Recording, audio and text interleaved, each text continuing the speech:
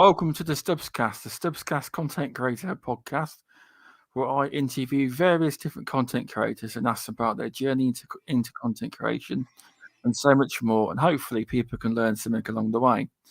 If you'd like to check out independent gaming website, bg4ghub.com, it's a great little website. If you also like to get yourself a custom logo or gamer picture from the graphic god, please go to www.xboxgamerpics.com. This week's guest on the stubzcast is Rand al Thor, the man with a million. How are you doing? I'm doing good, man. How are you doing? Thanks for having me on. Yeah, I'm good. I'm good. Cheers. This is going to be a fun thing because I don't have to talk about Xbox all the time, huh? No, you don't. I'm gonna talk about myself, which I don't like talking about. But I'm interested in seeing what questions you have, or like how far we get into everything about my gaming history and all these certain things. It should be a fun time though. Oh yeah, it'd definitely be funny. Well, it's always. I've been doing it since I started last year, February. I've had quite a few people on this. People seem to like it. It's a bit different from your normal gaming, like your normal podcast where normally they talk about the latest news, etc. So it's something different for you, Rand, to talk about. It is, which hopefully you like. Thanks for stopping by, everyone. Thanks, Venomous, Pong Soul, UK Daz. The Daz. Yes, Daz is here. Daz is here. Yes, Daz is pretty damn awesome. Yeah, he is a good guy. Crispy Bomb. Try and go. Game R Views. Who else? Mike from NLG was in there earlier on. But yes, Pong Soul. I think I got him. Indie Gamer. Welcome, Indie Gamer. So, what one of the questions I got first is, you been gaming much? I know you're a busy man.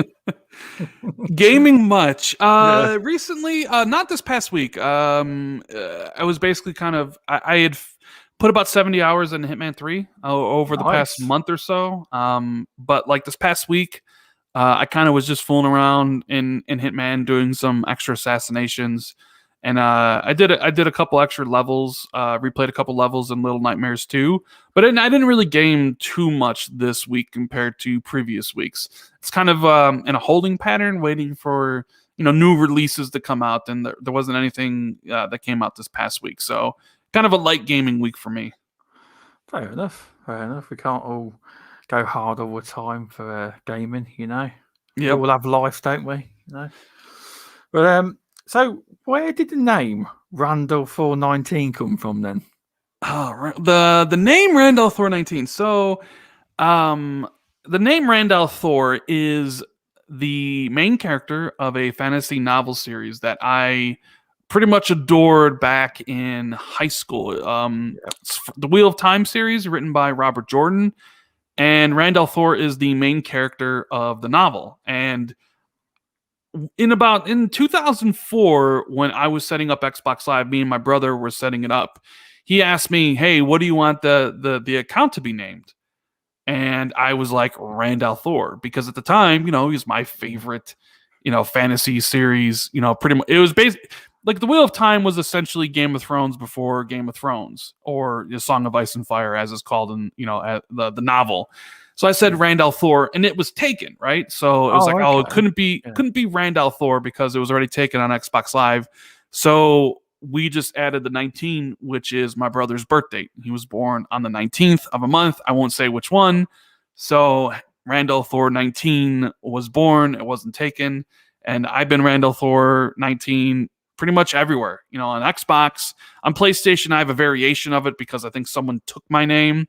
Same thing with the Nintendo Switch, but I'm Rand al Thor 19 on YouTube, Rand al Thor 19 on Twitter, pretty much Rand al Thor 19 everywhere. So since 2004, when we made this account. No, that's good to hear. It's a nice story, that is. Yeah. Very, very good. Very good story, that is. It's a shame somebody's nicked your name on other platforms, but it's going to happen then. You're going to get someone to get in there first. Oh, he's not got a Switch. Quickly get in there. Do it.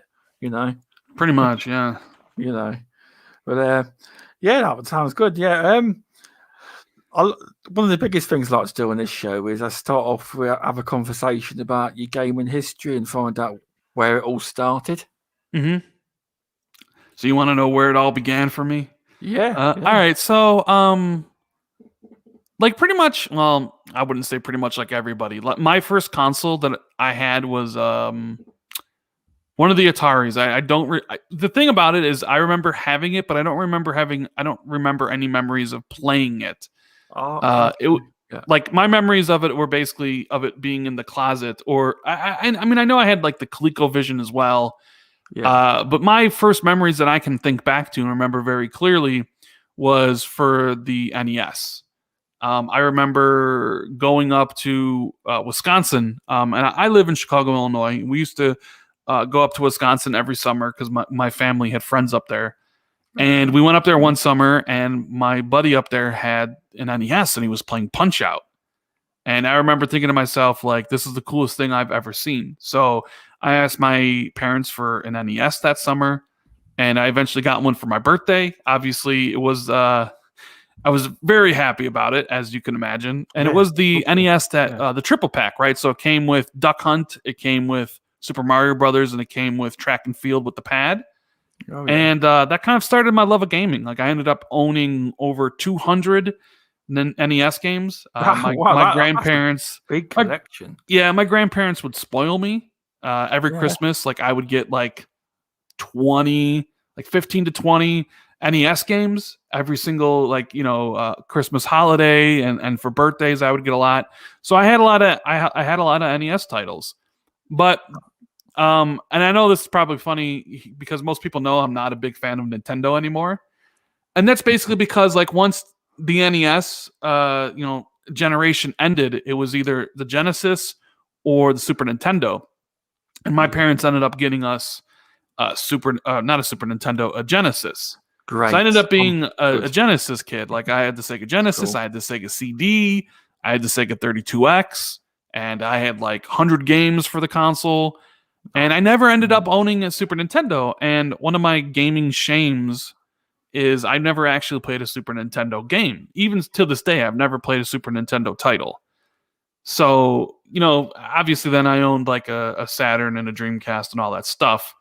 But eventually, I got really heavy into PlayStation. The PlayStation 1, PlayStation 2.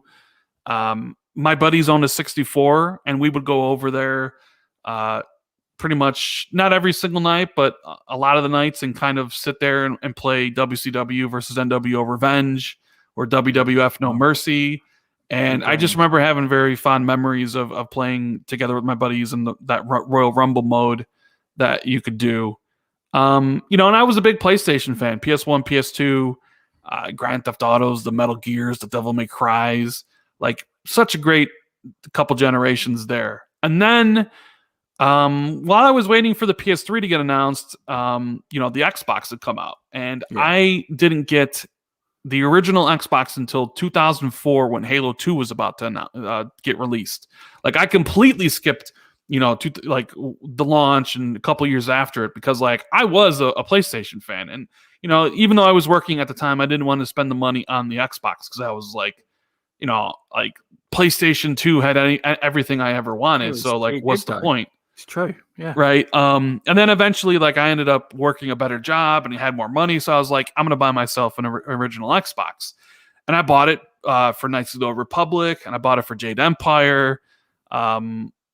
But then, like, one of my buddies was like, "Oh, you need to play Halo."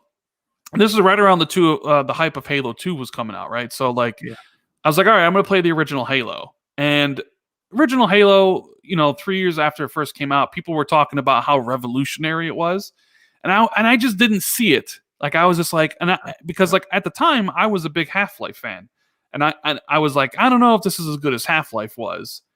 But then Halo 2 released, and I got on Xbox Live, and it forever changed because like I was addicted to the multiplayer of Halo 2. I played Halo 2 every single day for like over a year.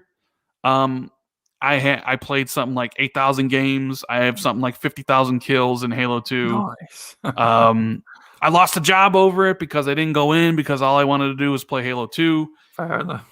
And with Sony then saying, "Hey, you get a second job for the PS3, and the Yeah, that's PS3 is pretty silly. $600," I was just Yeah. like, like I don't need the PlayStation anymore. They clearly lost it. They didn't have any games that appealed to me, even though Metal Gear Solid 4 was coming at some point. So I was like, "Oh man, it's the 360, like all the way." Like I'm a huge Halo fan now, like, and yeah, the 360 went right into that. Obviously, I mean, even though the launch wasn't spectacular, like with Perfect Dark, it was all about like the upscaled version of Halo because I would just keep on playing that.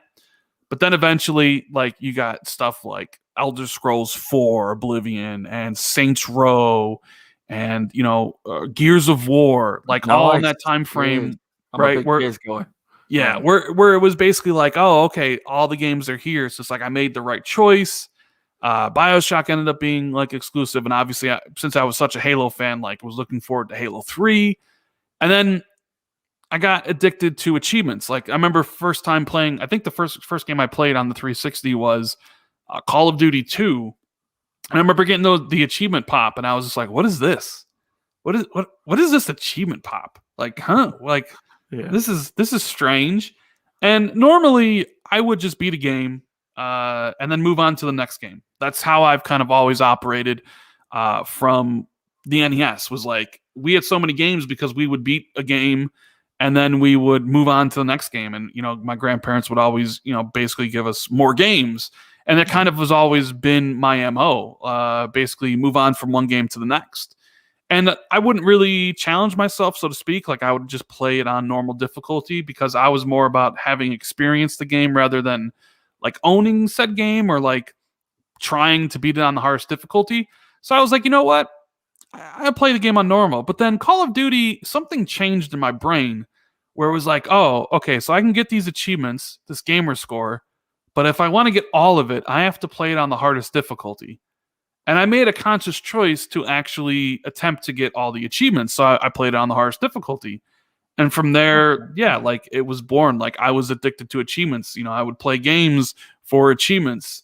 I started up a GameFly. I had GameFly already, but I started. I went from one out at a time to like 4 out at a time, and I would just rent games from GameFly to play all these games I never would have played previously because I couldn't afford it or what have you, and I would play through the titles, and I would try to get as much gamer score by playing on the hardest difficulty if it was required.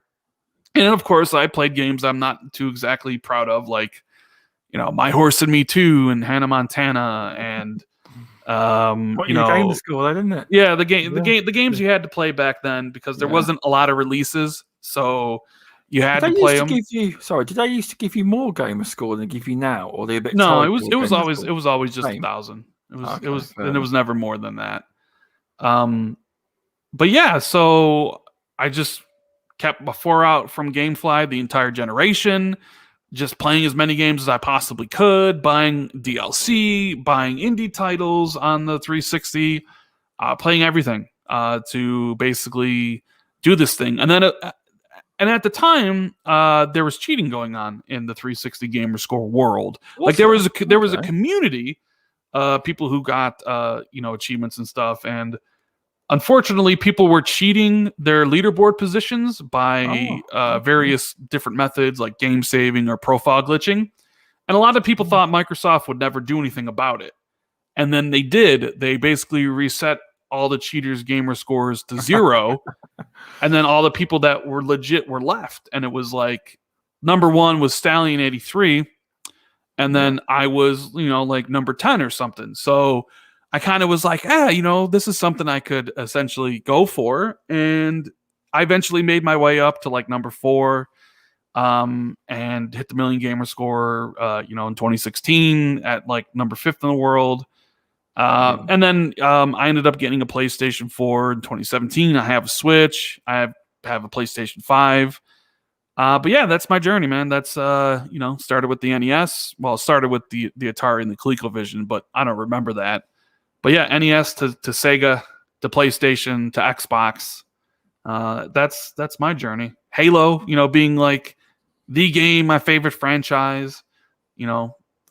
Like It's crazy, you know. It's been a long time. It's been a long road to get here, I guess. It was. No, yeah, it's got a good history. Were you ever into the arcades when you were younger? Were Oh you a yeah, big arcade totally. guy? Oh yeah, we had an arcade at our bowling alley nearby, Okay, that's nice. which wasn't far. It was about a mile from my house. And dude, I would I so my dad who worked downtown, and he would always come home, but like in the closet he would keep these milk cartons, right? These like the 1 gallon ones, right? And in it he would put his Okay, yeah. change.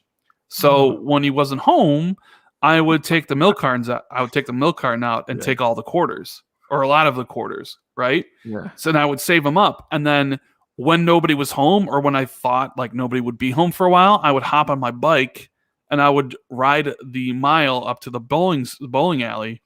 And my favorite game to play was Ultimate Mortal Kombat 3 or Mortal Kombat 3. Nice. I was really good at it too. But like I would also not only play Mortal Kombat, but you would go there and you would play, NBA Jam, you'd play the Simpsons game, and or whatever, they had at the arcade. Is I would ride up there with the quarters I took from my dad, and I would just sit there and spend maybe 45 minutes in the arcade playing Daytona USA or whatever games. But mainly my love for the arcade revolved around the Mortal Kombat franchise: Mortal Kombat 2, Mortal Kombat 1, Mortal Kombat 3. So yeah, at that point, I definitely loved the arcade.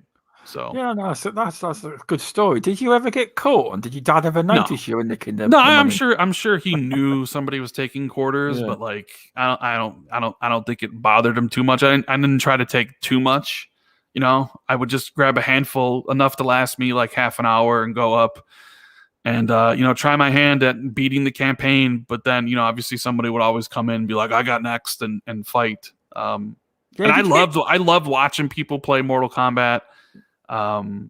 So yeah, the arcades are great. I haven't been back in a while. I don't even know if the arcade's still there because I haven't been to that bowling alley, and God, it's been decades at this point. But yeah, some really good memories of that. And of course, that's also where I would go to smoke sometimes. Like he eventually got older and he started smoking cigarettes, and we would go to one of the places we would go to when we were younger was the bowling alley in the arcade thing, and just smoke and play video games. So yeah. Nice.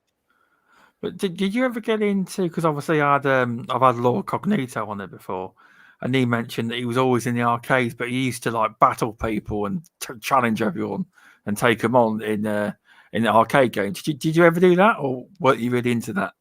I mean, I would play people. I don't think I would go out of my way to challenge people.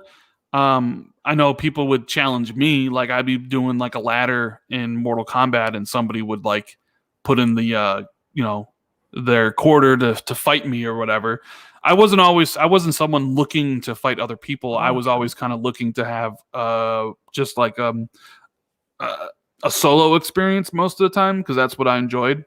So, but Cognito's the gaming ninja, so I'm not surprised he seeked out opponents. Yeah, it sounds like a lot of fun. I don't actually have any experience of arcades at all. I live where I live, very rural. We don't have arcades at all. We don't, especially when I was a kid. But yeah, it sounds like fun, man. There's an interesting story about your arcade experience, which is it's always good to hear people's arcade experience, because for a lot of people, they have fond memories of the arcade to do. It's not a big thing. It's not a big thing. It's not really a big thing anymore, is it? Everyone's got consoles at home. Yeah, I mean, there's still places like Dave and Buster's that have like that experience, but I haven't been to one of those. And it's funny because like the bowling alley was connected to this pharmacy that would have magazines. Really? And I remember going in there and going to the magazine section and seeing like the latest EGM or Game Pro, and then seeing the list of fatalities for the characters from Mortal Kombat, and like trying to memorize what the fatalities were, so I could use them in the arcade I was about going to. Sometimes I would even just rip out the page and not pay for the Oh, not pay for the magazine or whatever. But yeah, yeah, like I would go there, I would go to the pharmacy, I would look at the magazine, and they'd be like, oh, okay, like I'm gonna play Raiden today. These are Raiden's moves and Raiden's fatality. And then I would walk to the bowling alley, which was right next door, and be like in my head, okay, like down, forward, high punch or whatever, to try to remember and memorize the different fatalities for the characters, because those were always pretty damn cool, like to pull off, especially against other people. Oh yeah, yeah, you're definitely right. You are, but yeah, no, that sounds like a really, really fun experience. I mean, and then going next door and ripping pages out of the magazines as well to help you. Mm-hmm. That's cool. That is. A question I ask a lot of people that some people think it's a weird one, but out of all your retro consoles, I don't mean Xbox, I mean retro wise. What would you say your favorite console controller was to use? Um,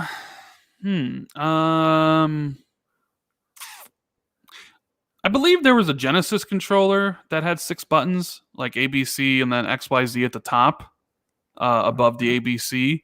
Yeah. That would probably be my favorite. I wasn't a fan of the GameCube controller. I wasn't a fan of the 64 controller. No. Okay. I thought the NES controller was a little bit too basic, but in my mind, I pictured a Sega Genesis controller that had 6 buttons for whatever reason, A, B, and C, and then XYZ at the top. So if I couldn't say the 360 controller, that would probably be my favorite retro controller. Yeah, no, it's a good pick. In Britain, it's Sega Mega Drive. I've actually got one plugged up now. I have, and it's obviously there's the 3-button controller, but you can buy a 6-button controller as well. You can, Yeah, you still can. But yeah, I might have to buy a 6-button one at some point. I will. But yeah, no, it's good. It's a good pick, man. That is. Definitely. What was your kind of from what I'm getting is your favorite kind of retro game back then was fighting? Would that be correct? Or I mean, was yeah, there I any mean, other I genres was you liked?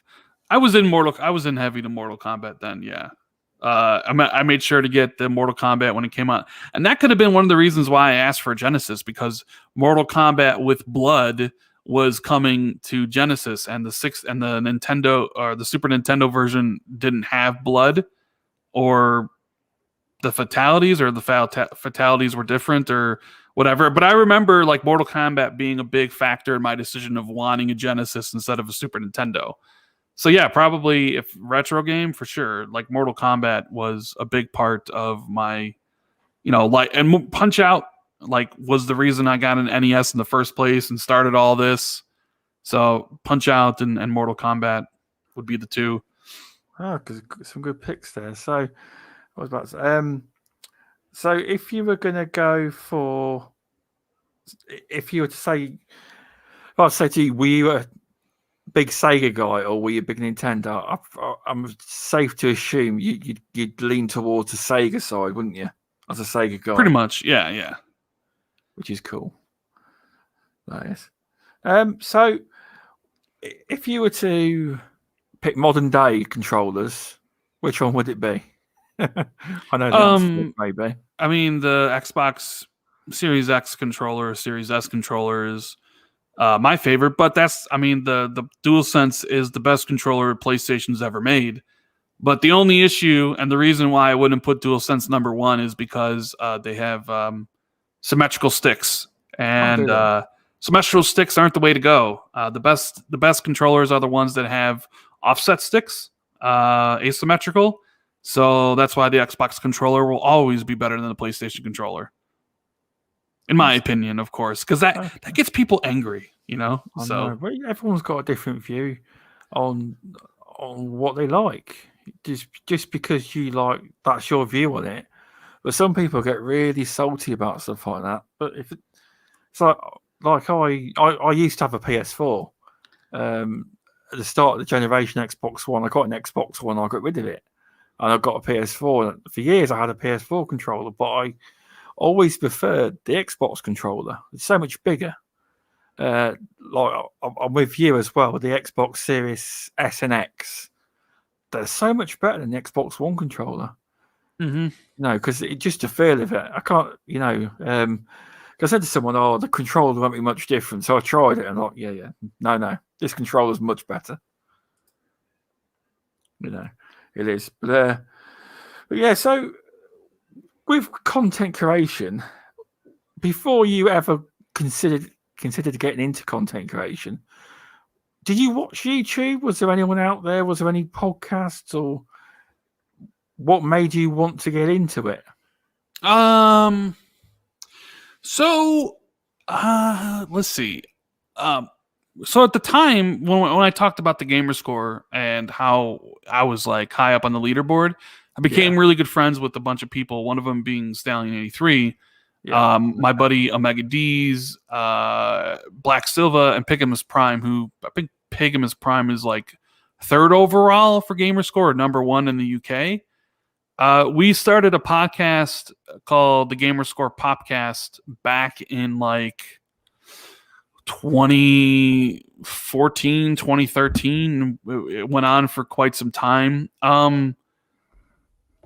We just kind of loved talking about games, talking about what was going on in the gaming world, what was going on with achievements back then. And there's still some people now who, when I do the Xbox 2 podcast, will be like, "Oh man, you remember the Gamerscore podcast back in the day? It was great." So I had been podcasting since like 2012, 2011. I forget exactly when that show started, but I don't really like the podcast I listened to back then. EGM had a podcast with like Shane Bettenhausen and Luke Smith, and I forget who else was on there. Like I listened to their show quite a bit. I also, when Jeff Gertzman got fired from GameSpot and formed Giant Bomb, I started listening to Giant Bomb quite a bit. Nice. Okay. But yeah, for me, like we started doing the podcast back in like 2012 or whatever. For that kind of transformed into we did it for a little bit, and then I think we ended it in 2015, and then I'm sure we'll talk about it, but then I went into like TXR. But for me, like I wasn't very much of a big YouTube watcher back in the day. I was pretty much focused on gaming, playing as many games as possible. I didn't really even consider YouTube that much. Sometimes I would listen to, like I mentioned, EGM or One Up as it was called back then, and the Giant Bomb guys. But I wasn't really heavy into YouTube. So, yeah. Yeah, nice. It's fair enough. So, when did you actually think, I want to actually have a go at this and actually produce a video? And did you like look on guides, and did you do a lot of research on how to make your first video and watch videos on YouTube? Did you dig into it deep, or did you just give it a quick go? Or so, my first video I think was I used Windows Live Movie Maker, and I remember asking around like, "Hey, what could I use?" And my PC, which was older PC at the time, actually still had Windows Live Movie Maker, and it was pretty simple. It was just like I used voice recorder to record the voice, and I would put it into Windows Live Movie Maker, and then I would just put like whatever video I wanted into it. And sometimes to make it easier, I learned how to use OBS, where it was like, okay, I'm looking at the website, and all I got to do is like kind of click the microphone icon and just talk. And that was easier ways for me to get content out there. I didn't look heavily into how to do any of that stuff. It was like, I remember talking to a couple people, I forget who, and they was like, "Oh, well, if you don't want to pay for anything," which I didn't at the time, you can just use Windows Live Movie Maker, and you can use OBS, which is free, and go from there. So if you watch my earlier videos, which I recommend you don't, because they're bad, they're very bad. That's pretty much what I would do. Xbox had, well, I would, actually, I used my very first videos. I actually used the Xbox Upload Studio. So I'm Oh, 100%. right, So okay. eventually I did use Windows Live Movie Maker only because Xbox, the upload studio on Xbox was so inconsistent. And anybody who's made videos about this, Xbox videos or videos in general, using upload studios know how horrible it was. Like you can ask me and Dealer Gaming have talked about this, be like, bro, do you remember Upload Studio and how horrible it was? And I'm like, yeah. So I originally started out my channel with making videos with Upload Studio because it was easy. Like you would take some clicks with the game DVR of whatever game you were talking about, and then you would basically put them and splice them together in Upload Studio and record your voiceover over the gameplay, and then it would have to render and do all these things, but then sometimes it wouldn't render and there was no way to save a project. So if it didn't render, you completely lost it, which means you would lose the voiceover. So I remember there are some times where I had to record videos like 5 or 6 times because it wouldn't render the video and it would fail. And I just had enough of the Upload Studio, and I was just like, you know what, I need something more consistent. So that's when I made the move to Windows Live Movie Maker. But yeah, I still remember Upload Studio was how I made my first videos. Like take some clips on the game DVR, put them in the Upload Studio, record a voiceover, and upload it, and then because then you could, after it finished rendering, then you could upload it directly to your YouTube channel from the Xbox. And that's how I did all of that. So, Yeah, no, yeah. that's nice. Do you wish they would upload Studio and bring it back, or should it die a death? I mean, sure, it would be cool if they brought it back. I wouldn't use it because you move on to bigger and better things. Exactly. But I mean, PlayStation has a pretty damn good content creation tool that they have with Share Factory, and the Upload Studio was just something that Microsoft made, and they didn't end up supporting. So it's never coming back. I remember people thinking that it would, and had always been told like, nope, nobody uses Upload Studio. There's no point.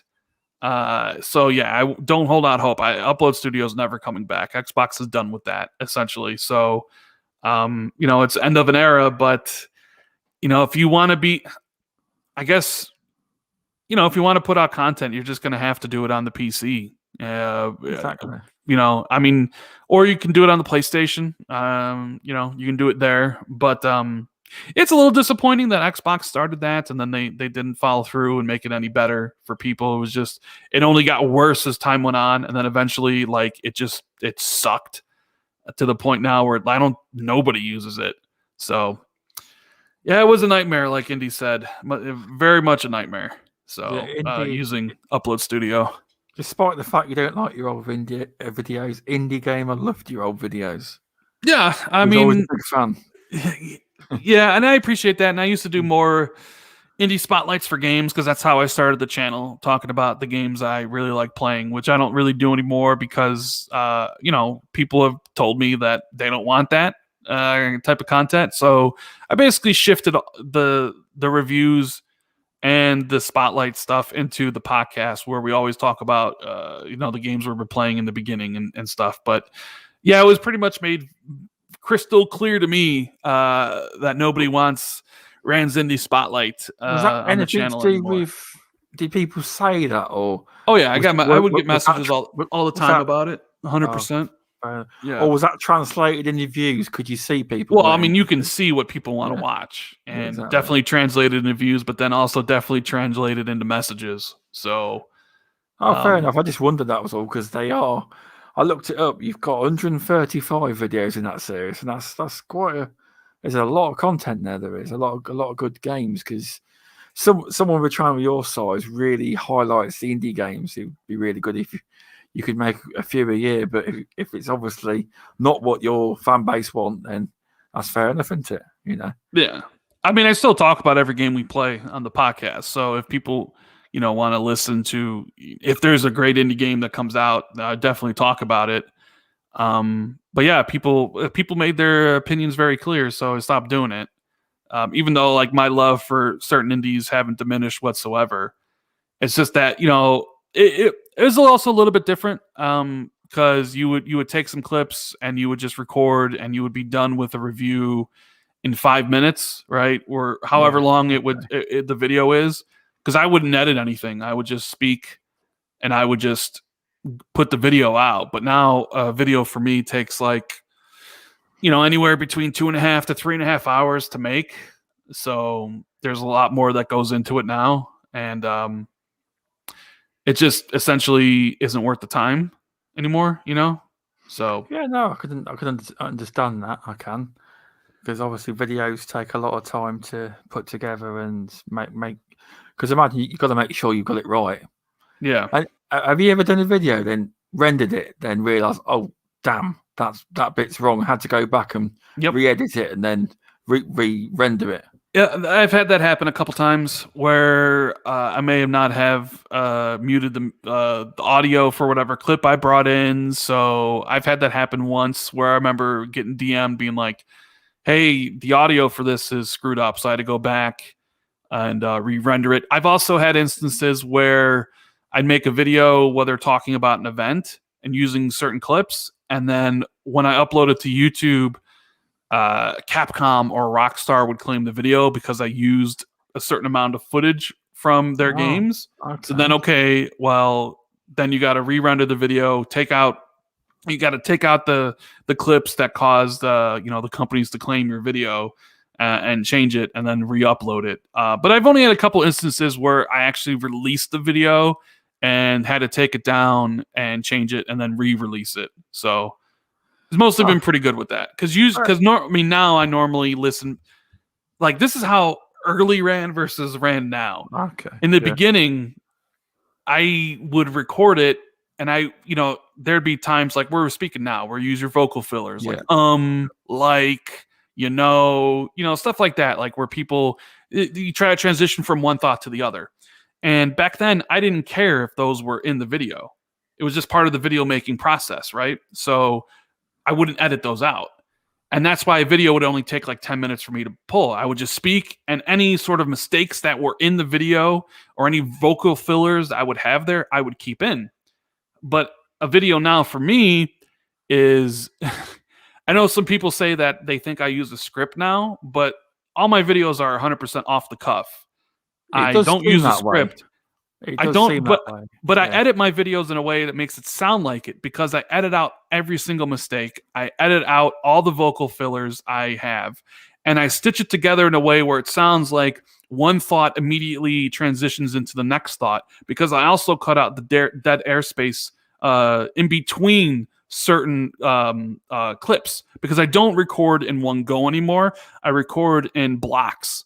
Like, I'll have a section of a block that's a minute long and I'll talk, stop, and then I'll start it up again and talk and stop, right? Okay. And then I edit it together. I get rid of all the vocal fillers. I get rid of the dead airspace. So it does sound like I'm actually reading off of something when in reality I'm just speaking off the top of my head. And because of that, the videos take like I said, a video before would take 10 minutes to do. A video now takes like 2.5 to 3 hours, depending on how heavily edited I want the actual video production to be. Because sometimes I do skimp on the video production depending on how much time I have left to release it. But I also heavily edit the audio to make it sound like it is scripted when it's actually not. Yeah, no, you got a good style. I mean, I never actually, when I listened to your videos, I didn't actually think you had a script in front of you. I thought maybe he's got a little notepad with key points, but I didn't actually think it was scripted. It doesn't seem scripted anyway. I have like when we do the podcast with Jez, I have topics like a little notes like Xbox FPS boost, and then like it'll be like Nintendo Direct, right? So I can look at it and say, okay, what topic do I want to hit next? But I've never actually written out anything. Sometimes when I make a prediction video, what I think about Xbox is doing in 2021, for example, I'll have it written out like Forza 5 or Starfield, right? A list of things, but it's never completely written. Like, I'll have things where I look over to the side and I'm talking about something. I look, I'll be like, oh yeah, I need to still hit on Xbox Live Gold pricing or something along those lines. And then, looking over and I remember, okay, I need to still speak about this. But yeah, everything I do is off the, top of my head. I know Dealer's the same way. Some people accuse Dealer of, reading off a script, but he doesn't. And It doesn't I've seem actually, like it. I've heard it when he records. He's just incredible when it comes to like off the cuff jokes and things like that. Like I'm not good at that stuff. I don't think I've ever been. So yeah, I see gaming differently with Steve Paul says, do you drop the edited audio first then drop the visuals? Yeah, so the first thing I do in a video is I record the audio. And then once I'm done with the audio, I go back through the audio again and cut out all the mistakes, cut out all the vocal fillers. I cut out the gaps in the dead space. And then once the audio is edited completely, I then go through and I'll layer in the the article, whatever I may be reading from at the right moments, and then I'll add the video on top of it. But that's how my process works. Yeah, no, that's good to hear. That is, it's something that I rarely make. I can make videos, but not quite at your level. I'm gonna have to try and make some sooner, Will, and try and learn all that process. But you make some top quality videos, especially. It's nice to see when you've come from going back. Right, I know you don't like it, but going right back to your first videos to your videos now, you can definitely tell the improvement. Well, yeah. So I talked to Dealer and I talked to Colt about things I could do to improve. And one of the things they told me was like, you always got to be excited about what you're talking about. So I think you can definitely listen to my videos before and my videos now. I amped up the energy level because if people listen to your videos and you don't sound excited to talk about whatever you're talking about, then why would anybody be excited to listen to what you're talking about, right? Yeah. So you have to sound excited. And sometimes that basically translate to speaking loudly into your microphone. So what I do is I have a Yeti microphone, right? But I have the audio capture lowered. Right now I think I have it at 95 because that's what I normally do for a podcast. But when I record in Adobe Premiere Pro, I actually lowered the audio from capture from 95 to like 65, right?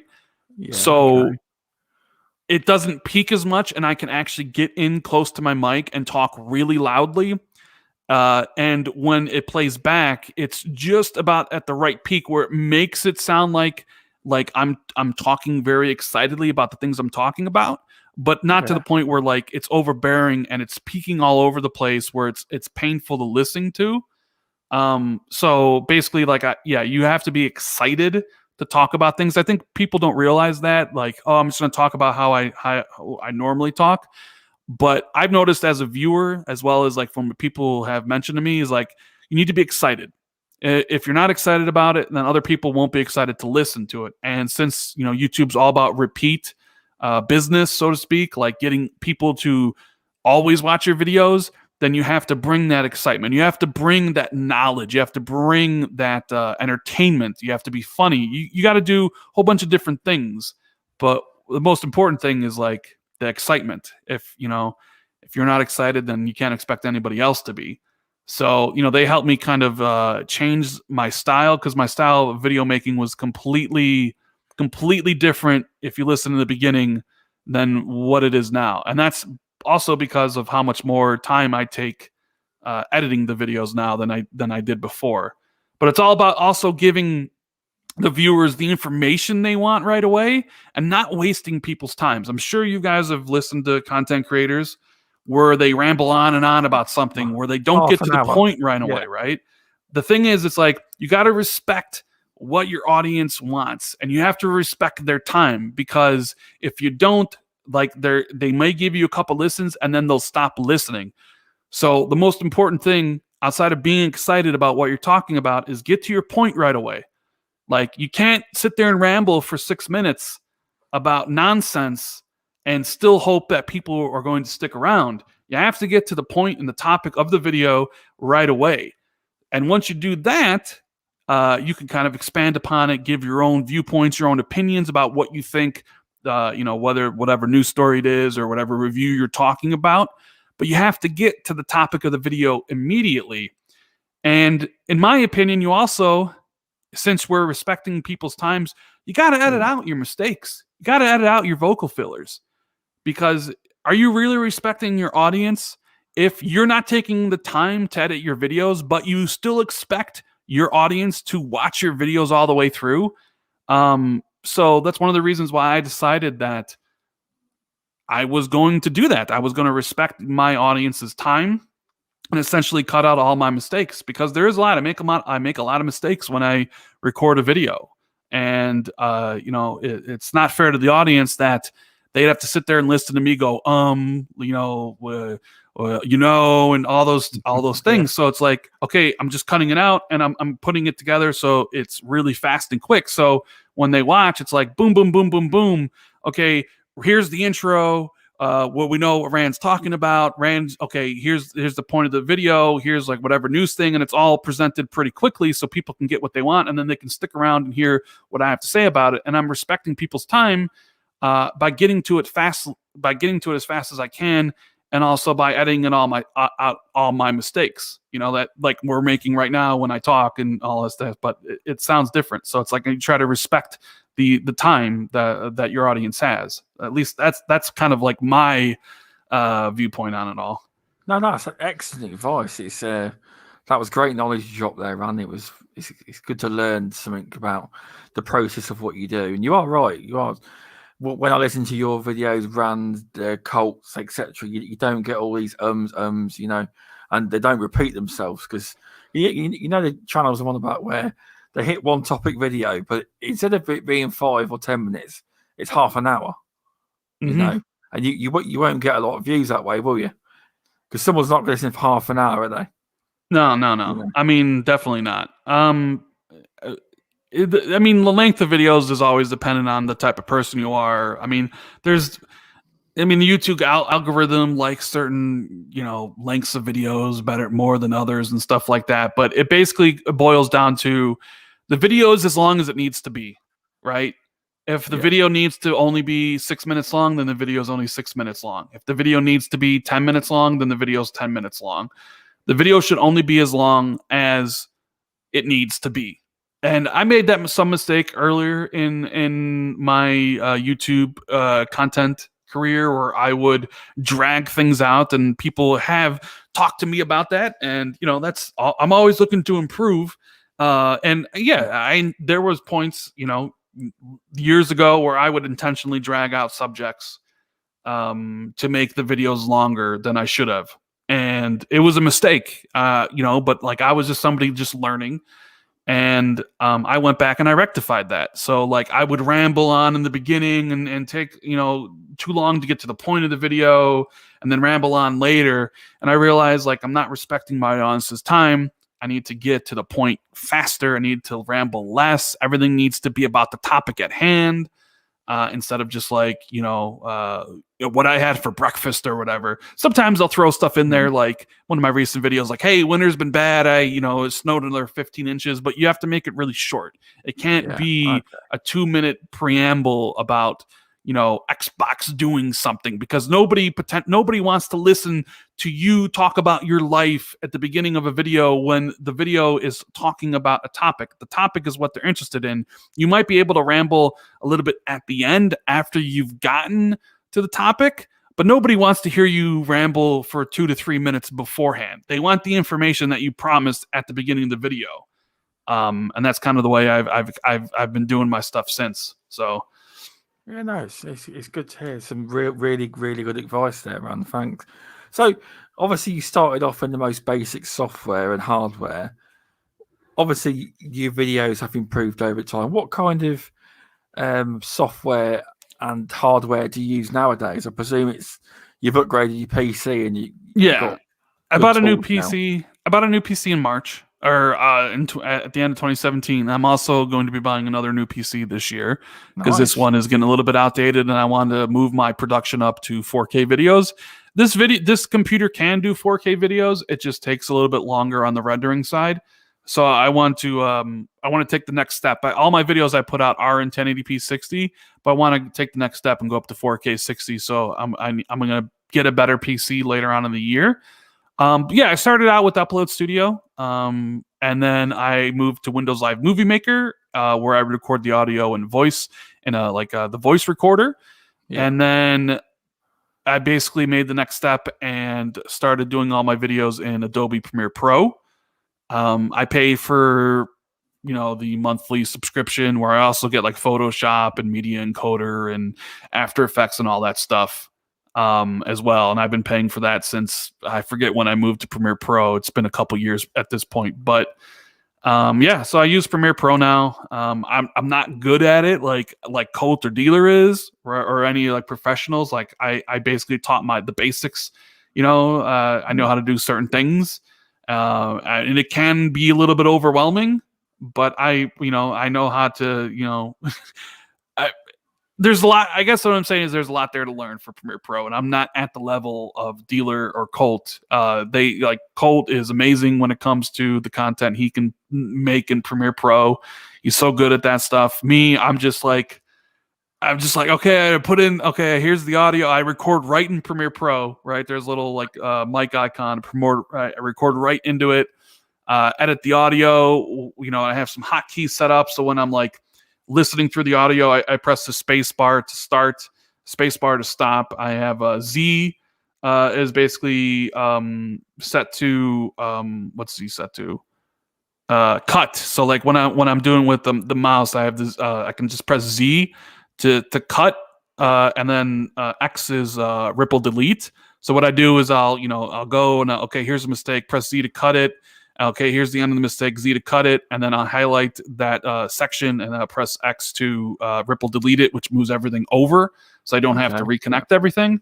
And then it's just it's just muscle memory. I'm just like listen to the videos, like okay, press spacebar to start. Oops, spacebar stop. There's a mistake. Move the mouse over it, cut it with Z.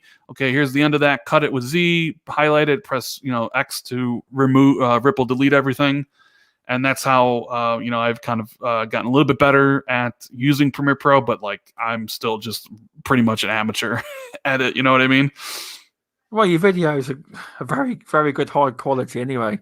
So I don't think you've got any worries there. But obviously, with these programs, there's always room to learn, isn't there? Oh, there's always things you can learn from it. Yeah. So. Yeah, there is. But yeah, it's so when would you say your channel with your videos, when you started to notice that you were gaining serious traction? When did I notice I was gaining serious traction? I mean, last year was pretty good for me. I think I doubled my sub count last year. I went from like 30,000 to like 72,000 or something. Last year was a great year. People were very interested in knowing about the specs of the Series X and S and the PS5 before they came out. So there was always that. Then there was like the events that they put on, and people wanted to know what was happening and what would be at the events. And then there was the Bethesda acquisition. So last year was my best year ever on YouTube, sub-wise, views-wise. But it's a long journey. It's been something I've been doing, as a hobby since I started at the end of 2016. So I always just say like I started in 2017. So it's just been a hobby of mine. I've been doing since then. And it was nice. It was like you do it, and people seem to like what you do, and you get followers and subscribers, and people watch the content, and then YouTube starts pushing you because that's kind of what happened. And before you know it, like I'm almost at 80,000 subscribers. Congratulations. So yeah, I mean, definitely you'll hit 100 well before the end of the year. Yeah, definitely last year. Definitely last year was like the big year. I mean, it was just incredible. Like I don't know why YouTube picked me, and because YouTube does pick winners and losers. They recommend or they don't recommend. And there was times where my videos weren't recommended, and then last year there was definitely times where YouTube pushed some of my videos to the moon, and it's happened for a lot of different people.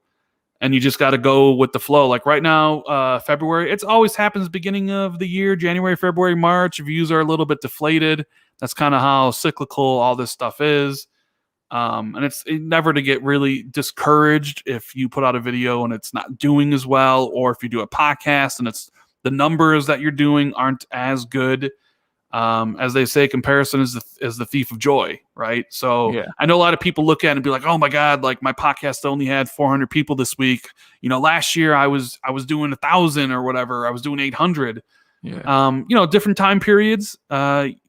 Clear, like always have different. For whatever reason, there's that cyclical nature, and it's not. You shouldn't get down on yourself. Like you just do your best every single time, and see where it takes you. Like I didn't think I'd be sitting here today talking to you almost at hitting 77,000, or I didn't think when I started in 2016 that at some point I would hit 100,000 subscribers. Like those thoughts never entered into my mind once, I know what you're saying, because a lot of people say you put in a lot of hard work, and you probably never ever thought you'd even hit 70,000, 50,000, 10,000. Nope. Just something you tried, and it's working very well. It's quite an achievement. It is.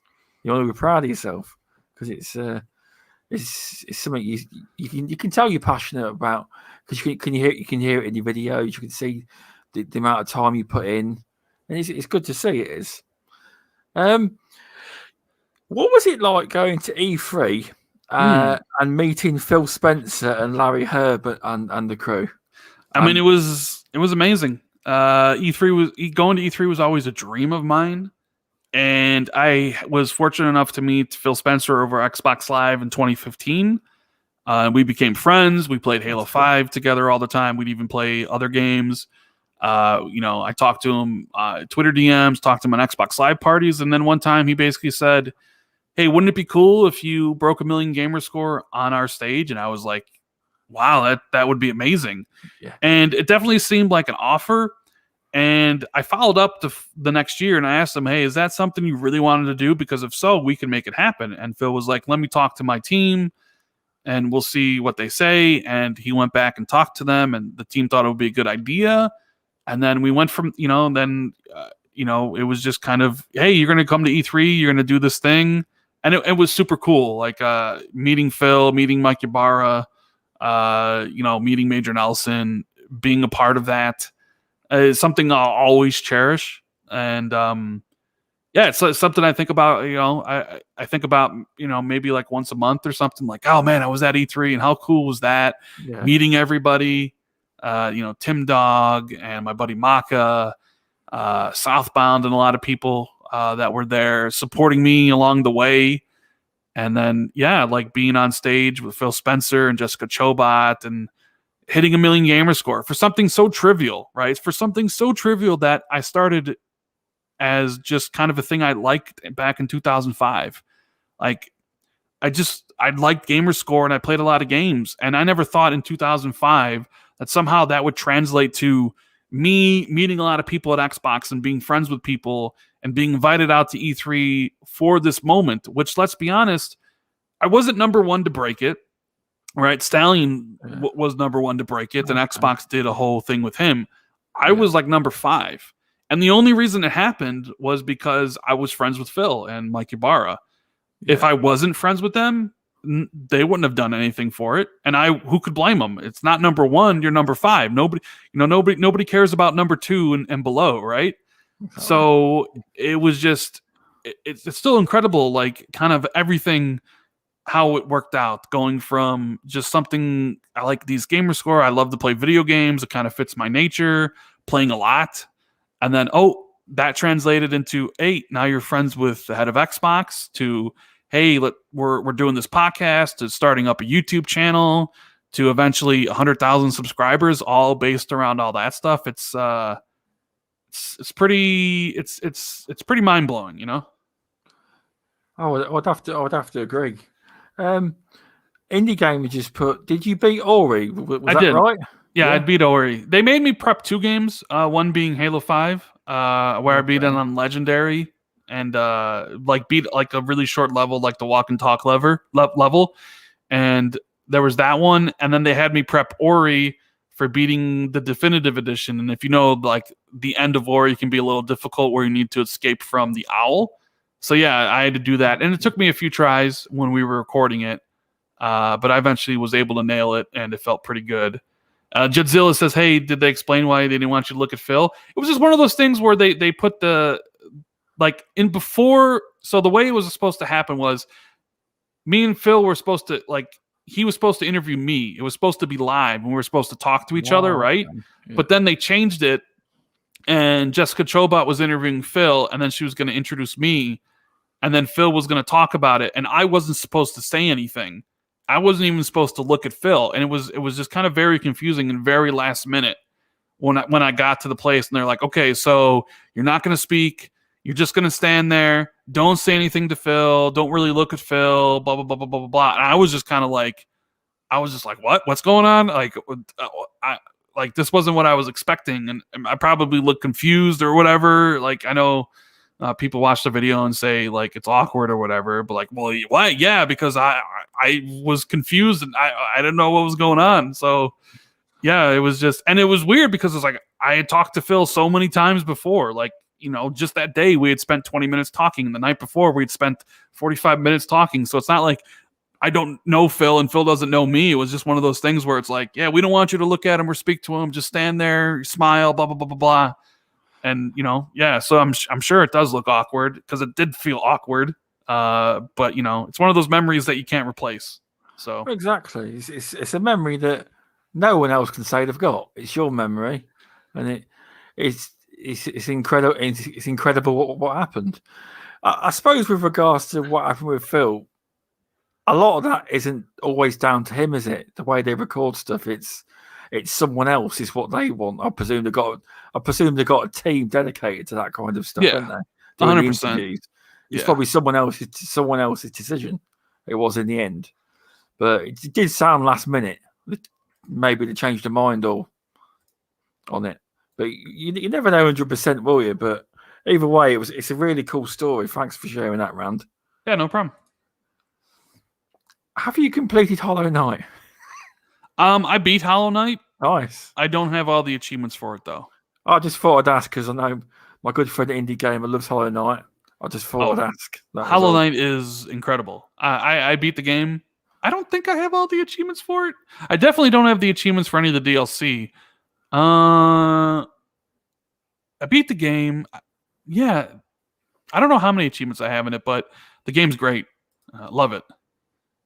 Yeah, no, that's good. That's good to hear because it's a game indie pushes for a reason because it's a small developer, but even when you look at the next game, not many indie games have 2.5 million views on a trailer, do they?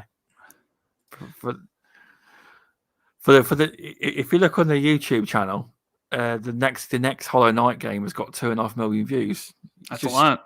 It is for an indie game, you see. So it shows you're a hardcore gamer if you definitely completed Hollow Knight. It does. There's a lot of there's a lot of Hollow Knight love in the chat in a minute. I can see everybody loving Hollow Knight. Yeah, there is. Before you started up doing your own podcast, were you on any others? I mean, I believe were you on TXR years ago? Yeah. I was on TXR, the original.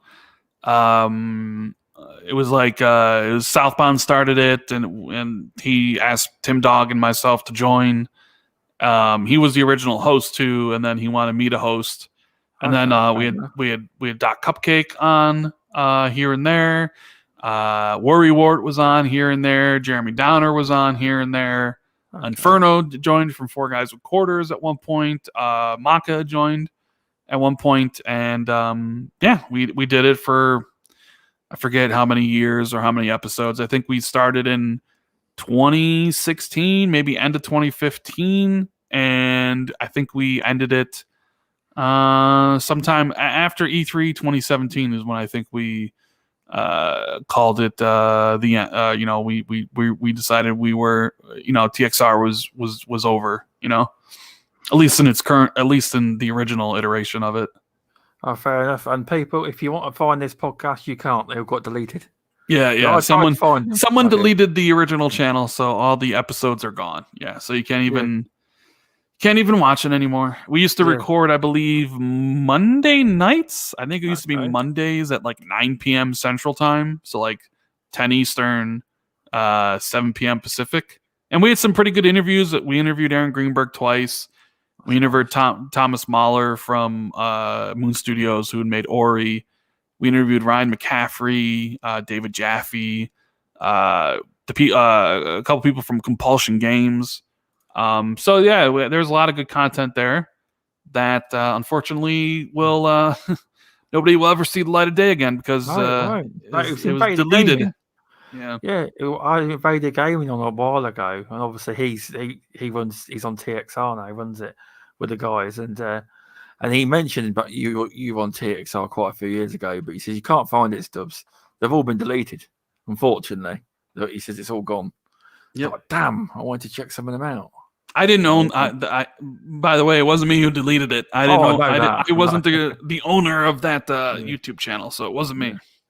Fair enough. So what was the inspiration for starting your highly popular podcast with Jez Corden at the Xbox 2?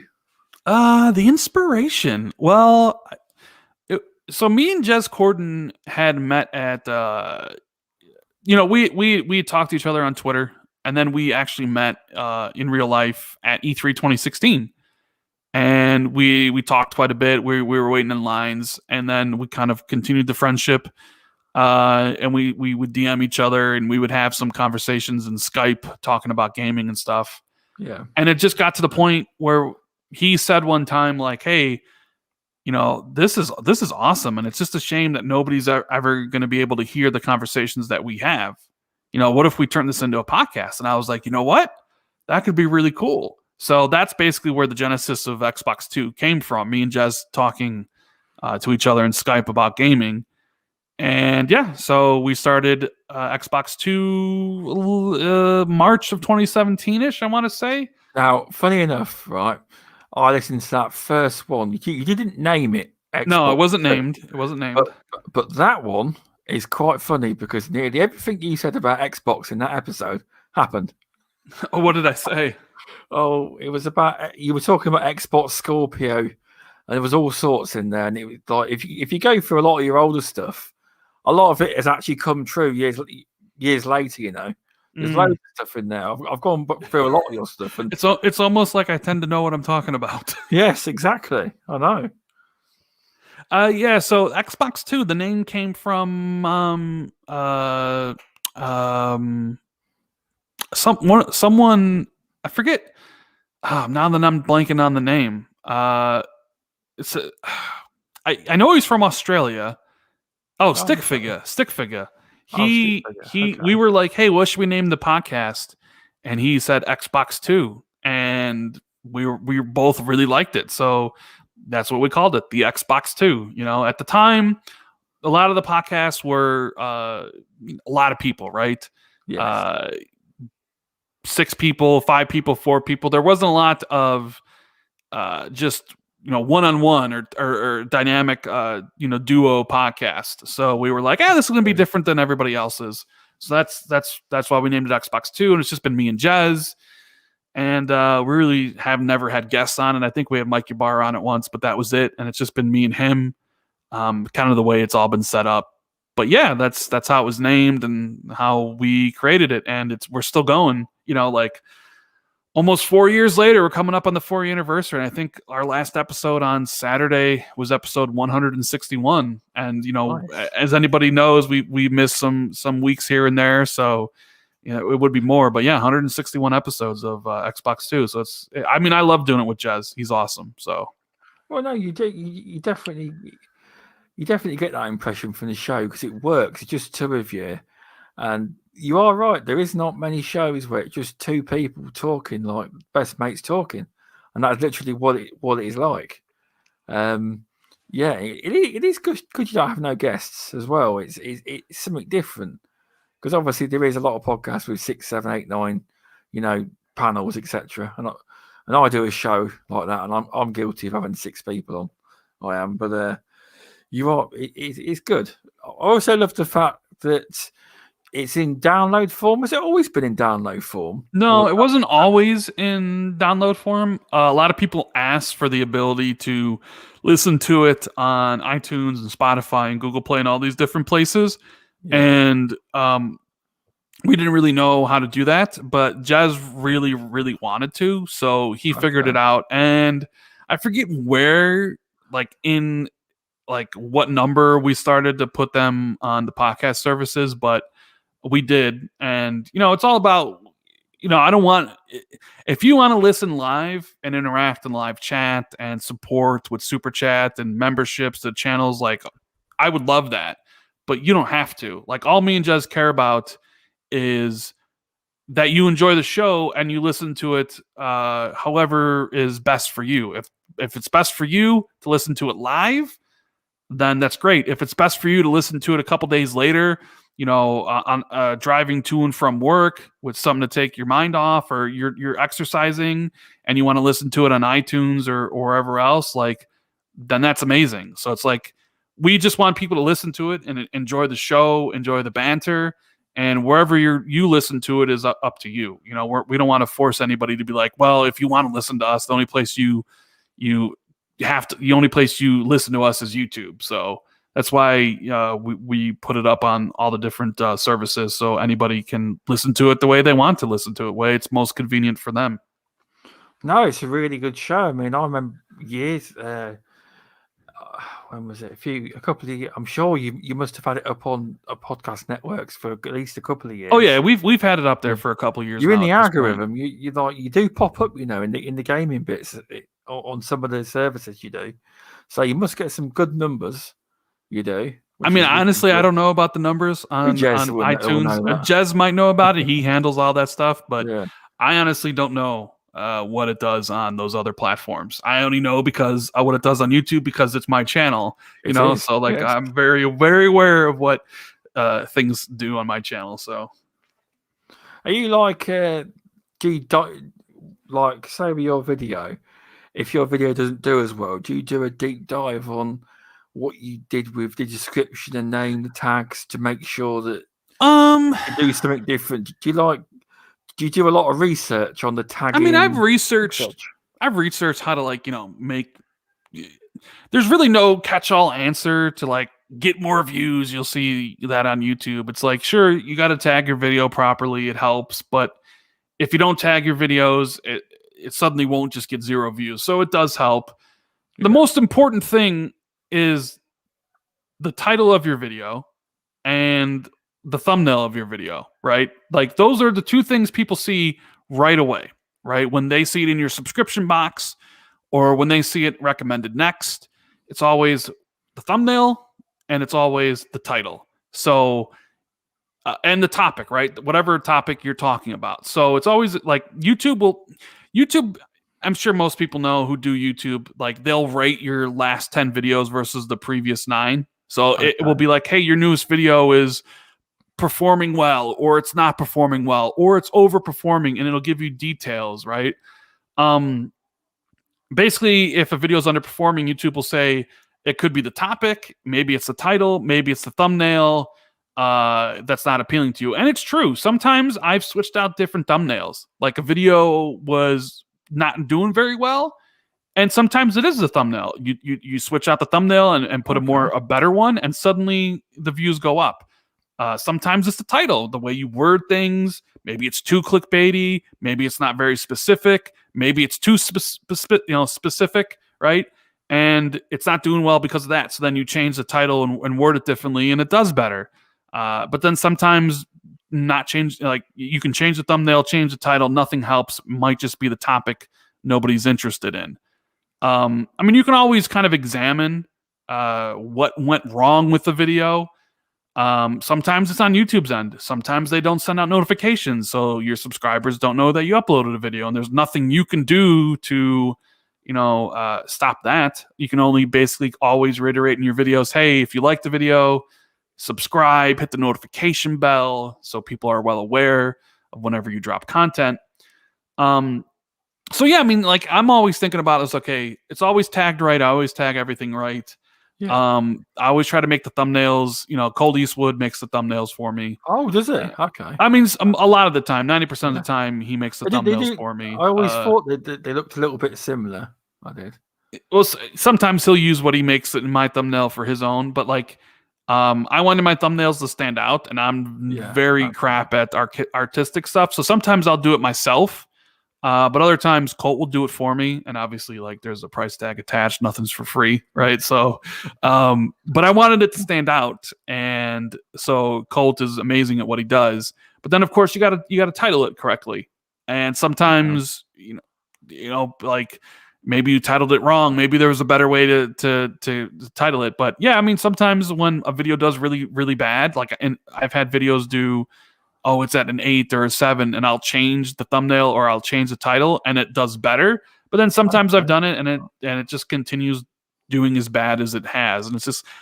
But like I said, you can't really get down on it. Sometimes it's the year. Like right now, my views are down compared to what they were in October and September and August, but that's to be expected. So it's nothing to get like too alarmed about. But yeah, you can always change thumbnails and titles, but you can't change the topic. So if people aren't interested in the topic, then changing the title and the thumbnail is not going to do anything. If nobody wants to hear about X, Y, or Z, then no matter what way you try to change things is going to get them interested in X, in whatever you're talking about, That's a great advice. Indie Gamers come with another podcast question. Not sure if you'll know, but how has the podcast affected your growth on YouTube as a whole, Rand? Being live video content. So I think people have in this community, I think there is sometimes people do have an over-reliance of podcasts, and they think podcasts are supposed to grow your channel, right? But podcasts will never grow your channel, at least not to the point where you will be getting thousands upon thousands of subscribers. Podcasts, for me, have always been for your dedicated fan base, the ones who really live or breathe everything you make. It's for them because you can have an extended conversation about it. So the reason, and I'm sure, Indy, what you're talking about is we started in 2017. We got a few hundred live watchers. Podcast does a couple thousand views, right? And then as time goes on, the podcast gets more live viewers and gets more viewership. And then this past year, we were getting 2,000 live viewers, 3,000 live viewers, 1,500 live viewers, and the podcasts were doing 40 to 60,000 views. Now, sure, some of that has to do with the time, next-gen consoles, everybody wants to know about what's Xbox going to show at the game showcase. People are really interested in listening. But also at the time, my channel was growing. I started that year 32,000, and my channel started to get a lot of traction. I started getting a lot of new subscribers, and a lot of those new subscribers started checking out the podcast. So the channel grows, more people check out the podcast. I think the problem is a lot of people expect the podcast to grow your channel, and they get disappointed when it doesn't. What really grows your channel is regular video content that you make, because that is how you're going to bring in new people to your channel for them to maybe become a fan of your podcast.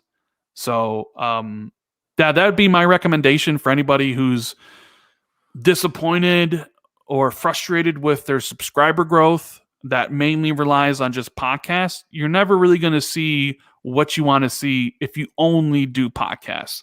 Podcasts are for the hardcore. They're for your hardcore people of your channel. And if you want to bring in new people, I'm sorry to say this for anybody that doesn't like making regular videos, but you have to make regular videos. I understand why some people don't, because making videos is a time-consuming process, whereas getting on a podcast, all you got to do is speak. Me and you, Stubbs, right now, we're just having a conversation. It's pretty easy, right? We're not editing videos, we're not laying in video. It's pretty simple. But someone new to your channel isn't, someone who stumbles across your channel is going to watch and it'd be like, well, this thing's like an hour and 45 minutes long or however long it is. They may not want to watch it, and they may not know about you and what you think and your personality is. So then they don't subscribe and they don't watch. But if you put out a bunch of videos covering a bunch of different topics, more people will watch it, be engaged. Maybe they subscribe, they watch other videos, they start liking what you say. And then, you know what? They watch the podcast and they like that. And then suddenly the podcast, which was, had a few hundred people back in 2017, now has a few, a couple thousand people watching it. Right. But yeah, I always recommend, because I've had people come to me and ask me like, how do I grow? How do I do this? And I'm just like, well, you got to put out regular videos. That's the way to do it. I know it can be time consuming. I know it doesn't make a lot of money, sometimes you got to speak to the elephant in the room. There are definitely a lot of people who do podcasts strictly because of super chats, yes. And they look at it as, well, I can do a podcast and get super chats, where if I release a video and it only gets 1,000 views, I'm only going to make, I don't know, 50 cents, depending on how much you get paid for 1,000 views, which isn't a lot. So they don't really see the immediate gratification as they would with the podcast, where people donate money, right? And I understand that, but this isn't like an overnight sensation. It's a continued grind that you start. Like Dealer started in 2015, and he's been grinding out every single year to get to the point where he's at right now. I started in 2016, grinded out to get to the point at right now. And trust me, like, I'm not huge or anything like that. Like, my channel's not big, especially in comparison to a lot of other people's, but it's been a long journey to get there. And I think some people, they compare themselves to you, right? They look and be like, well, I should be where that person's at. And I always say comparison is the thief of joy. You shouldn't compare yourself with anybody else. You should only be happy with what you're doing. And are there things you could do better? If there is, then you should implement them. People when they look at you, they always look at like where you are now, but they don't remember or want to think about the journey that you've gone on. And so, like, I know people will look and be like, hey, Colt Eastwood's at 130 subscribers, which is amazing. He got a plaque from YouTube, right? He's got a little check mark on there. Yeah. And they think, well, why do I not have 130,000 subscribers? I'm as good as Colt, right? Or I'm as good as Rand or Dealer. But then it's like, well, have you put in the time? Have you put in the effort? Have you been doing this for 6 years? And it's like, well, no, because people only see where you're at, and they don't see the journey, for you to get there. So, my advice would be, don't compare yourself to anybody else. And if you really, really want to grow your content, you got to do more than just podcasts. You got to do more you got to do more regular videos than you do podcasts, in my opinion. Info, because when Dealer was on, when Dealer came on last year, he echoes your comments. He said that when he started RDX, he didn't want to do a podcast. It was a lot of his fan base on his watching his videos were requesting it. And after so long, he started one up. He says it was his videos that keep that grow your channel. He said, not podcasts, and that echoes the same comments of what you've said, which is good because videos grow. I know I'm a bit of a hypocrite because I don't really make many videos, but I mean, I understand. Like, people, they put out a video, right, and it doesn't do well, and they get discouraged. Trust me, I've been there. I've been through it. We've all made videos that didn't do as well as you thought, and completely bombed, and whatever. Like, I've been there. But like, it's a process. You can't just start doing it and expecting immediate results and success right away, because if it was that easy, everybody would be doing it. True. It's something that just takes time and commitment. You want, and one of the other things YouTube really, really hammers on is consistency. You have to put out content. I'm not saying you got to put out daily content. I'm not even saying you got to put out videos every other day, but you have to be consistent. Like a video a week, 2 videos a week. Yeah. Like, you need to kind of start that, and you need to be like, okay, this is going to be a process from the start. Like a lot of people think like I'm just going to be a success. I'm gonna make this video. It's going to get tens of thousands of views, but that's That's what not the way it kids think. goes. It's That's it's what. always it's you put out a video and it only gets 1,000 views, and people get discouraged because it's like, wait a minute, I have 15,000 subscribers. I should be getting more than 1,000. But it's like you have to you just got to keep on grinding. And even for me, like some of my videos would do very well, and it wasn't really until last year where suddenly everything started to click. And that's also like we mentioned earlier, I changed how I present my videos, I changed how I speak in my videos, I changed my editing process in my videos, I changed the thumbnails of my videos to make them more stand out. I kind of changed more. I went to more SEO game for the titles, and it worked out well for me. But it was also a process that I had been doing for 4 years, and it's not something that happened completely overnight. Nice. It's good to see where you came from to where you are now. Do you think you'll ever hit the point where YouTube could be your full-time job, or would you want to be at that level at some point in the near future? I mean, it would be cool for sure. But then if it becomes your full-time job, you start to look at it like, this is something I need to do. I need to have a video out, et cetera, et cetera, et cetera, right? Because, I need to make money, because then it becomes more about like money, like where like I started this as a hobby. The money part wasn't ever factored in. Would it be cool to like one day be like, you know what? Yeah, I'm at that point now where people love the videos and they watch, and it becomes, it makes me enough money where I don't have to have another job. Like, yeah, that'd be cool.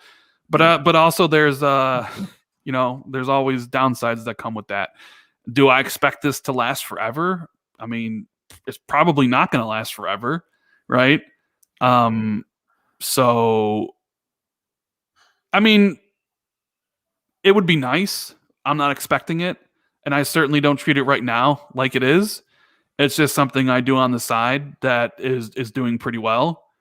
And if one day ever it becomes like, oh, you can do this, and the only thing you can do, I would be wary about it, just because like this is all fickle. You know what I mean? Yeah, it's risky As business. easy as it came, maybe it could go away, Yeah, and then you're left with nothing. I suppose it's a fear of, if it was your living, would you trust it? Because you could wake up one morning and YouTube decide, oh, we've suspended your account. Yeah, That kind of stuff does happen. or like Believe it with or not. Mixer, you had people quit their jobs to stream on Mixer, and then Microsoft decided that they didn't want Mixer anymore and got rid of it. And then Exactly. what do? You quit your job to stream, and sure, some of them went to Twitch and became successful, but a lot of them didn't. You know, it's always stressful if you're putting your career in the hands of a tech conglomerate, right? Yeah. That could go away. That could think, hey, no, YouTube's not in our business plan anymore, and then you don't have anything. So I'm grateful for all the support I get. Every time we do the podcast, there's always people that join the channel or support with super chat. I'm very grateful for the people that do that, which is why I always try to shout them out or answer their questions on the podcast, because they're showing that extra level of support. And I appreciate everybody who watches my videos that I put out. I don't put out like, if there's more stuff to talk about, I put out more videos. But like anybody who sees that notification pop up, if they hit that bell, or they see it in their notification box or their subscription box, and they see Rand's video, and then they have to watch it, and they watch a lot of the video, and that's something that means the world to me, honestly, because I mean, you're taking the time out of your day. Everybody's got a busy day. Everybody's got things they do. Everybody feels down, right, about the current situation that we're living in. Exactly. Everybody's got stuff to do. So the fact that people choose to click on that video and watch the videos for as long as they do, it's very rewarding. You know what I mean? Oh no, I can definitely see. Because have you ever had any situations where you've had special, like, fans have said to you, you've helped them through a really tough part of their life, or you've, with it being lockdown in the world, your podcast or your videos have made my time better. Do I, you, I I've had a couple. I've had a do you ever couple get that? messages. I've had a couple Oh, messages nice. like that where people said, "Hey, you helped me out through a dark period of time." I don't know what to say to that. Like I always say, like I'm just a regular dude like everybody else. You know what I mean? Like Yeah. it's still very weird to me, and all I say is like, "Well, thank you for the message. I hope whatever you're going through is, you overcome it. If I can just be, a bright light in that darkness, then so be it." I've had a few of those, and I do get a lot of messages all the time. It's hard to really answer them all on Twitter DMs or on Xbox Live, but I try my best. So Nice. It's nice though. no, yeah, it It is. must feel rewarding, because you probably don't feel like obviously you like your content, but some people really enjoy it that much that they feel the need to message you, which is quite nice, isn't it? It's not just a comment; it's gone out their way to say how much they like your work and you've helped them through, or maybe that's any podcast they listen to that week, and it made their week. It Yeah. must be really rewarding. No, yeah, it definitely can be. Definitely is.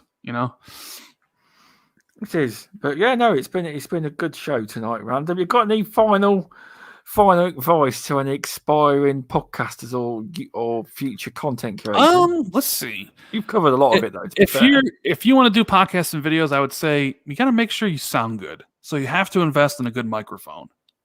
If you sound like crap, people aren't going to want to listen to you. If your voice doesn't Okay. sound so the mic that you use is important. Make sure you get a good, that's like step one, right? Yeah. Video wise, I know not everybody can subscribe to Adobe Premiere Pro, so there are other platforms out there that will get you what you need for free. Try those out. Work with it. Just basically get your voice out. The videos don't have to be 15 minutes long. They don't have to be. It's whatever you think how long the video needs to be, but it's something that definitely, if you're really, really wanting to do this, then you got to really make a consistent effort. Like I'm going to make a video every single Monday, or I'm going to make a video every Monday and Thursday, right? You need to do that because once you fall off, you're probably never going to go back.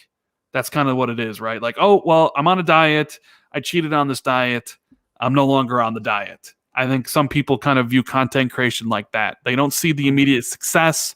They're spending all this time and they're not getting a lot in return, so they stop. But that's not how this works. Like you need to be very consistent. And I mean, sure, video production level on the level of Cold Eastwood or Dealer will help, but nobody expects that. Like they go above and beyond, and that's something if you want to do in your videos, you want to learn how to do it. You add it in 3 years, you can. But it's about getting your voice out there. It's about sounding good, obviously with the mic, and it's just about like being consistent, letting people know that you're here, and that's the way to go. Like that's kind of the how. And then as you go, like I've changed, right? I've listened to what people want from the channel. I've listened to hey, what do you think I do wrong? What do you think I do right? And I've changed my style over the course of time to basically more or less fit in with what I think people want to hear. And but it's a long process. It's a very long process, and it's just something you got to stick with it if you really want to kind of see any sort of growth, I guess. Yeah, that's great advice, Rand. That is. I'm trying to work on the quality of my mic recently, trying to get it just right. I am. I'm not quite there, but I'm getting there. Mm-hmm. It's a learning process. It is. I didn't realise till recently my mic was set up wrong. But we learn these things. Yeah. I wasn't speaking directly into the mic. I was quite far away from the mic. Yeah. So Indie Game was helping me to try and adjust things so it could be because I've got a blue snowball mic. I was just using it wrong. I was, but hopefully over the next few weeks I'll get it to be a lot better. But some great advice there for for new content creators or aspiring podcasters out there, Rand. It's been Thank excellent. It's been excellent to have on the show, and it's been a barrel of knowledge. Yeah, I think it really dropped some great knowledge for people to soak in if they want to try it. At the end of the day, but yes, it's been an incredible show. Yeah, so you want to tell people where they can find you? Because we're also on podcast networks as well. you. Right. I mean, you can follow me. My YouTube channel is Rand al Thor. YouTube.com/Rand al Thor 19. Everything's there, like links to Twitter, my Xbox profile. It's just Rand al Thor 19. So yeah, if you want to follow me there, I talk mostly about Xbox. 99% of my videos are about that. I also do a podcast every Friday with Jez Corden of Windows Central called the Xbox 2 Podcast. You can listen to that on my YouTube channel or search for it on iTunes or Spotify and those places. It's there as well. So yeah, check it out if you're interested. But thank you for inviting me on, Stubz. It was fun. It was nice change, a change of pace instead of talking about rumors and events and Bethesda and there all that stuff. There was someone popped into chat that said, "Are you going to talk about the Bethesda event?" And I put no. Okay, thanks. I mean, that person might be interested in the video I'm probably going to be putting out in a little bit because I was working on a video before I joined. I didn't finish it though, so when we end here, I'm definitely about to go finish that video because I have to edit the audio and I have to layer the video. So probably in an hour and a half, maybe 2 hours, that video will be out. So yeah. So it's been a fun show. Thanks for tuning in, everyone. I appreciate it. Sorry I didn't shout everyone out, but I wanted to get the conversation rolling around more rather than shout everyone out. But I appreciate it. I'll do a couple at the end. Dreadpool, Pong Soul, Indie Gamer, Z Black Rider, Judzilla, War Stew was in as well. VJ, thanks for stopping by. Muppet, Invader Gaming, and Daz, thanks for all stopping by. And I'll see you all soon.